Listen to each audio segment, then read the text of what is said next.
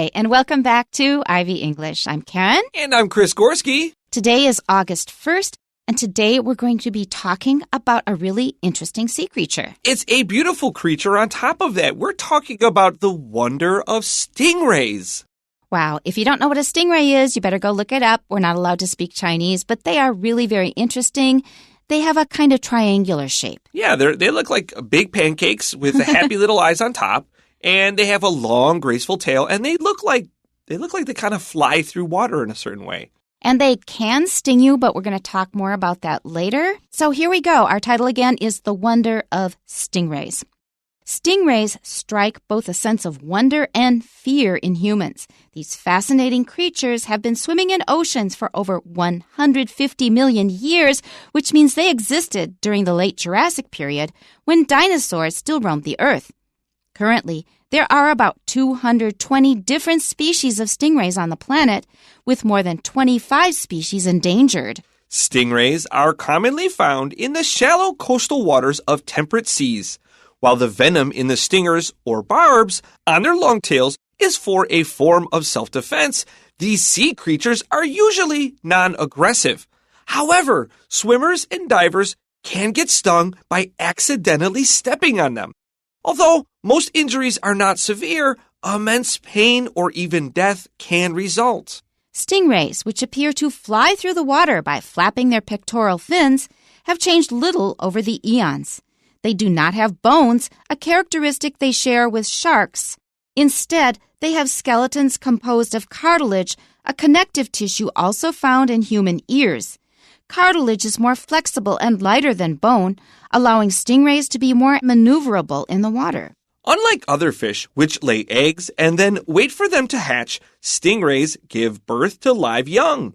This is because their eggs develop internally and receive nourishment directly from the mother. Once born, the young stingrays are ready to fend for themselves, and they quickly learn how to survive in their environment. Stingrays spend the majority of their time inactive. They bury their flat bodies in the sand, leaving their defensive barb sticking out to protect themselves as they rest or digest their food. This behavior helps them conserve energy and stay safe from predators. From their fully developed babies to their flexible skeletons, venomous stingers, and sand-sleeping habits, stingrays will continue to intrigue us for many more eons. I hope that humanity can make it that far. I mean, the way things are going, I sometimes wonder. I want to mention one other thing. At the beginning, I said that stingrays have a triangular body. That means it is shaped like a triangle. Right, but a lot of people say triangle, and that's wrong. We don't stress the second syllable, we stress the first syllable. Triangle, triangular. Triangle, triangular. Okay, back to the beginning, the wonder of stingrays. Wonder means something that really inspires you, is really interesting and wonderful and amazing. So I want to ask you about the name. I like to think about the names of the things that we give. I don't know how often people do this, but we receive our language from our parents or from outside sources, and we just kind of accept it as that's the way it is. And I like to just kind of chew on these words sometimes. When you hear the word stingray, does it evoke any fear or like terror? Does it feel like a scary animal to you? Knowing what you know about them, put that aside. Does the name stingray kind of imply a sense of danger with this animal? There are a couple things that come to mind. The first thing is that, yes, it does scare me because it's probably going to sting you. Otherwise, why would they call it a stingray? It's like calling a bee a sting bee. So it's going to sting you. Yeah, that's definitely what I think. The second thing I think is that I think there was a car that was called a stingray. Yeah, that's right. That's right. And it was a model car. It was like a cool muscle car. Yeah, that's right. Exactly. So that's the second thing I think of. And the third thing I think of is a shopping center in Minnesota. Was it dangerous to go? No, I don't think so. It was a place I didn't go often. But I thought, what shopping center is that? It has a similar name. It was the Stingray. No, Sunray Shopping Center. Oh, well, that also came to mind. So what this tells you is when we hear a word, maybe you know the Chinese for it, but maybe you're not thinking about the associations that come up in the mind of a native speaker of English. It's really important to know these because even if you didn't say something, the other person may be thinking something that you're not aware of. So you never heard of the car. You don't know that when I hear stingray, I'm actually thinking of a car, and then I'm thinking of a shopping center. Now, How can you know all that? No, it's not easy. But just be alert to this issue. Be aware that people have associations, and that is actually part of the meaning of the word. That's funny that you mentioned this too, because my high school students, I also encourage them to do this very same thing. As I kind of think about the word, what's in the mind of the native speaker. Right. And one way I suggest them, sometimes with hysterically terrible results, is you could put this word into like a Google image search. Right. And because foreigners are developing these images, and they will send you back kind of the associated images with this thing. And sometimes it's really accurate. That's right. And Sometimes. Sometimes it's a disaster. There's been a couple of like really innocent words. I'm like, what does this feel like in Google Image? And I'll just type it in, and it's like some sexy girl or something. Right. And my boys fall out of their chairs. And so there's more. Yeah. So it's always an interesting little insight to the Western mind, but sometimes it does come with a little risk and danger. Check those words first. That's exactly what I do in class. I say, especially for nouns, go to Google Images first, because you'll see a long description in the dictionary and still maybe not know what it's like. That's right. What is this? Right. But Google Images will usually tell you, but sometimes it's the name of a video game, or it's the name of a TV series or movie. Or a motorcycle or something. Yes. And you see all these images that are not what you're looking for. So like Chris says, maybe half the time it's pretty good, but it's still worth checking. Yeah. Okay, so that's our title, The Wonder of Stingrays. That means there's probably a lot about them that we didn't expect. Our first sentence, stingrays strike both a sense of wonder and fear in humans. And that's exactly what Chris was asking about. Like, Karen, what do you think when you hear stingray? I think of stings, the first thing. And that means if you hear there are stingrays in the water, I probably will not go swimming. So how about you? What's your reaction? I just think they're really majestic and lovely, and they're very beautiful. They look, as we'll see later, they're very docile. This means calm. They don't have very big emotions. But they are animals, and they don't want to die. They don't want to get eaten, and so they will protect themselves.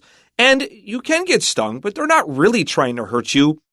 I don't know. I dislike the name stingray personally because I feel it invokes more danger than they really pose. It's not fair to them. But that's right, and it's not my name to change. I just have to sort of live with it. It reminds me of two scenes. It's two scenes that come up in my mind. One is the flying fish of Orchid Island. They have traditionally survived mainly on flying fish there. The fish really do fly through the air. And also dolphins. They also fly through the air a lot. So if you have seen these videos of stingrays, they also seem to be flying. They've jumped right out of that water.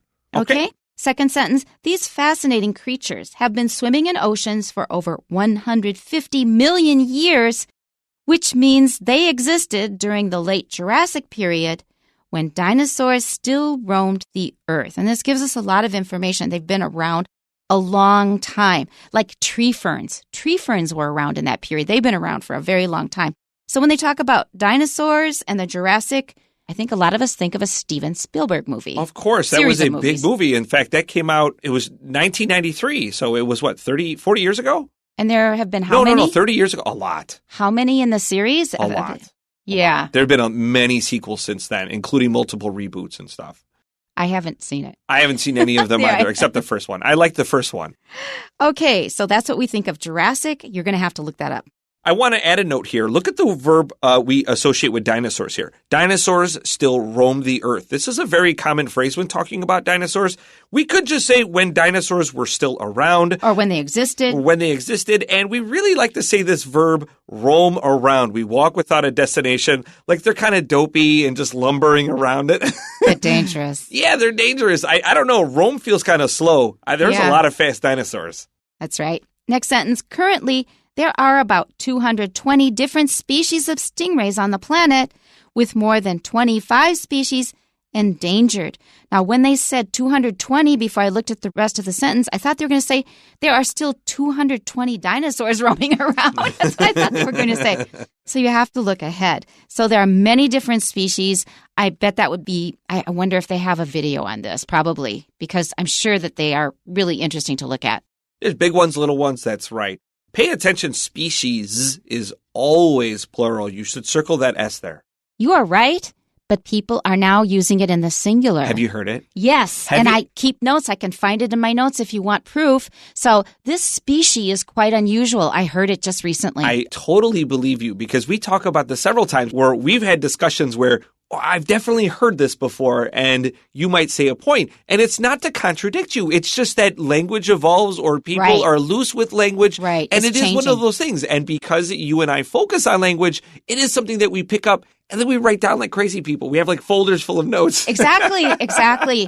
And so I think it's probably getting more and more common now because people interpret that S as a plural, which it is not. Species, a species. It's just a certain type of plant or animal, a living thing. Be careful of the word endangered. It sounds like a short I. It's an E-N, endangered, but we don't really say it that way. Endangered. That's right. Okay, second paragraph. Stingrays are commonly found in the shallow coastal waters of temperate seas. When you see that ATE, you might be tempted to say ate. Now, we've discussed this on the program before, but temperate here is an adjective. If the word is an adjective or a noun and you see ATE, say ut. For example, temperate, delicate. Chocolate. Intricate. That's right, chocolate too. But if it is a verb, we usually pronounce it ate. So, for example, graduate and so forth, complicate, etc. Then we will pronounce it ate. So when you see ATE, just first of all, think a minute, is this a noun or an adjective? Then say ut. So Karen actually was the first person that really introduced this specific rule to me. I had never come across it personally in my own studies, and I say it in my own classroom a lot. And I always think of Karen when I come across this with my older students. And I always teach them to say, eat, ate, chocolate. And then I use one color for eat, ate. And then at the end of chocolate, I also write ATE of chocolate in that same color to differentiate the pronunciations. They can see it spelled the same, but you don't say it that way. That's right. So watch out for that in your reading and when you're speaking. All right. So they're found in shallow coastal waters. That means it is close to the shore where humans going swimming are likely to see them. Shallow means not deep. And temperate means it's not too hot, it's not too cold. Well, it can get very cold because, in fact, I come from a temperate climate and so do you. And I wouldn't describe our winters as not too cold. That's fair, although there aren't a lot of stingrays in Buffalo, in the Great Lakes. Temperate, there is a Chinese equivalent for it. It does get cold. It just means that it is not tropical and it's not subtropical. All right, let's continue. While the venom in the stingers or barbs on their long tails is for a form of self-defense, these sea creatures are usually non-aggressive. Watch out for the word venom because that's something that often comes out of, it can come out of a stinger, it can come out of a tooth. Like with snakes, a lot of people say, oh, that's a poisonous snake. And I say it too. Technically, you should say a venomous snake. So the rule is, if you bite it and you die, it's poison. And if it bites you and you die, it's venom. Okay. So a stinger and a barb. So a stinger's on the fish, obviously, but the barb is like the fish hook. So think of a fish hook and it has that little triangle point.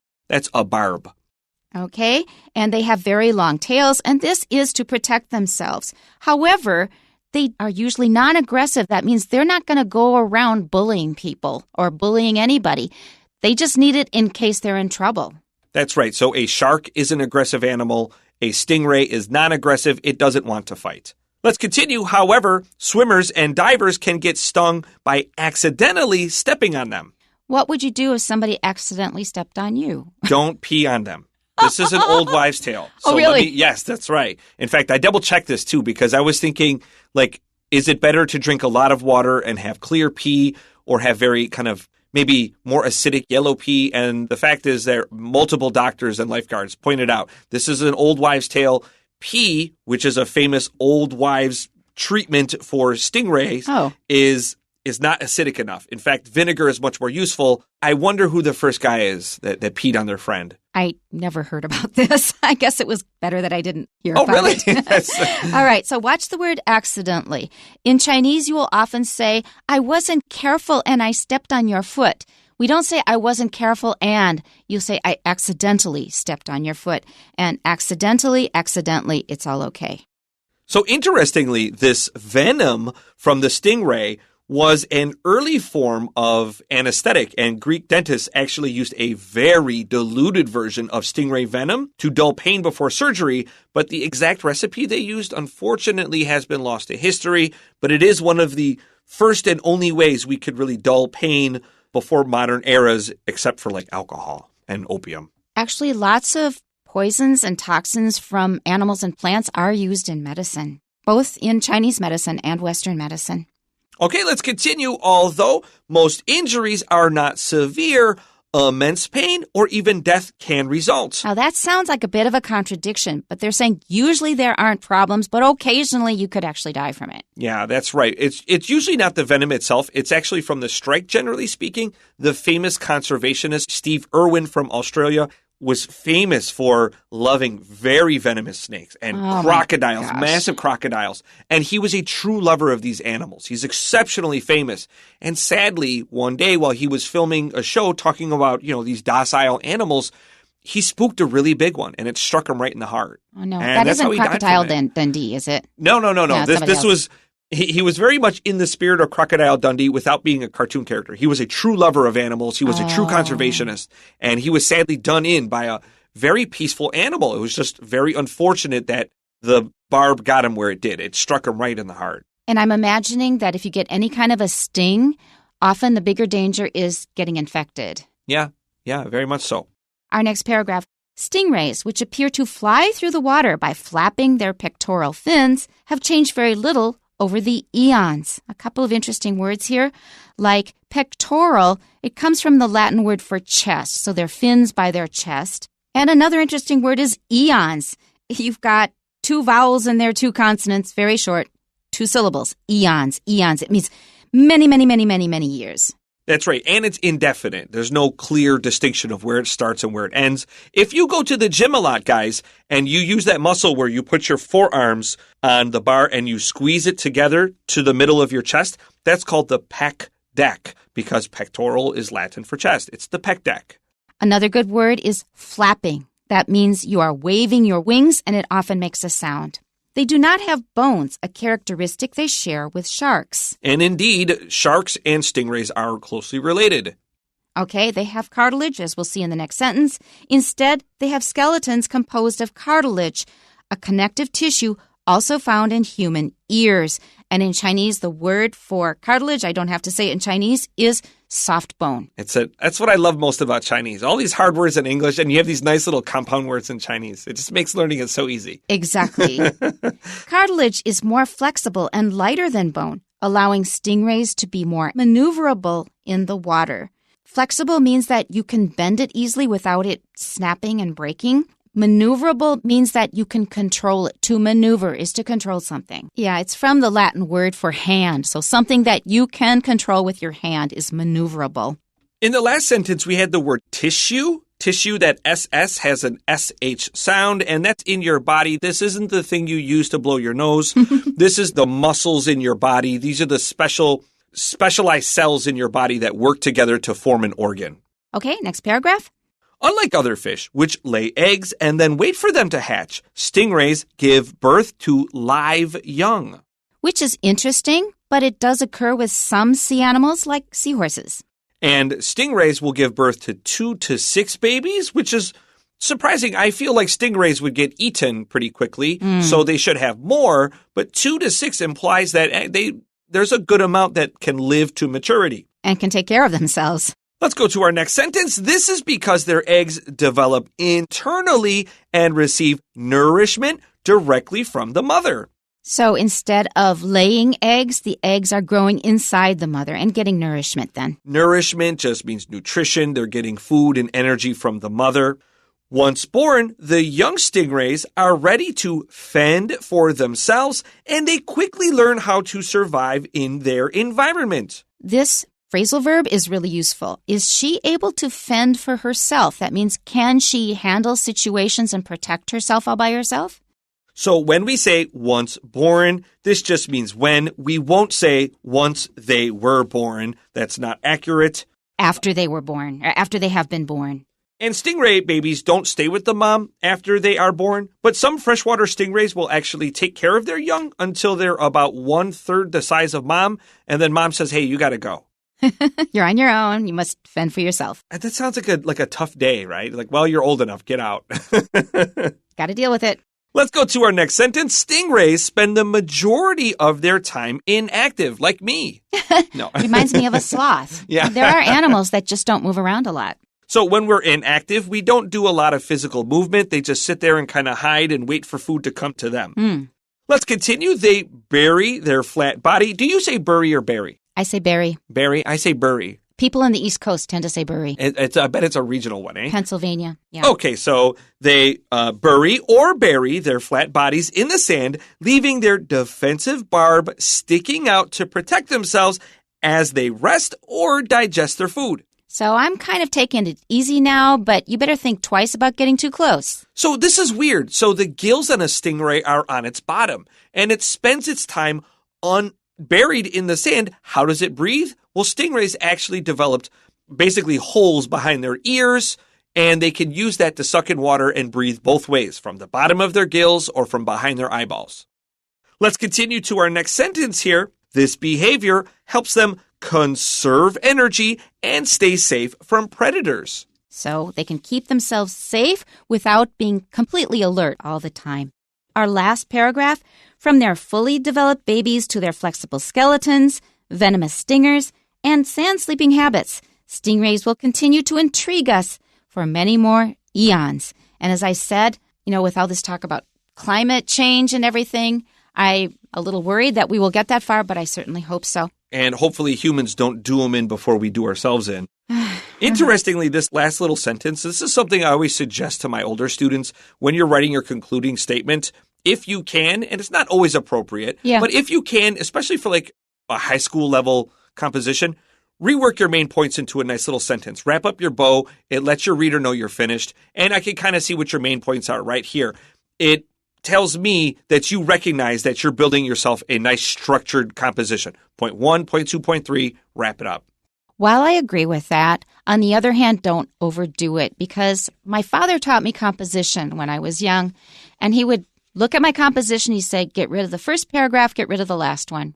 So don't overdo it. It's really a high school level thing. If you're beyond like a good high school level writer, you're free to be more creative with your writing style. Exactly. We have a few questions for you. Number 1, why does the writer mention dinosaurs in the passage? The answer is D, to show the lengthy period of time stingrays have existed. Number 2, which of the following statements about stingrays is true? Letter B, there is something in common between stingrays and sharks. Number 3, how do stingrays give birth to their young? And our answer is A, they bear or they have offspring that are live.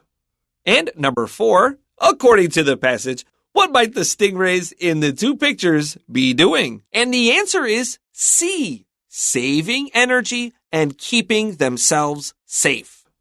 They're chillaxing. They're really taking it easy there. Okay, that's it for today. Tune in next time. We'll see you then. Bye-bye. Bye-bye.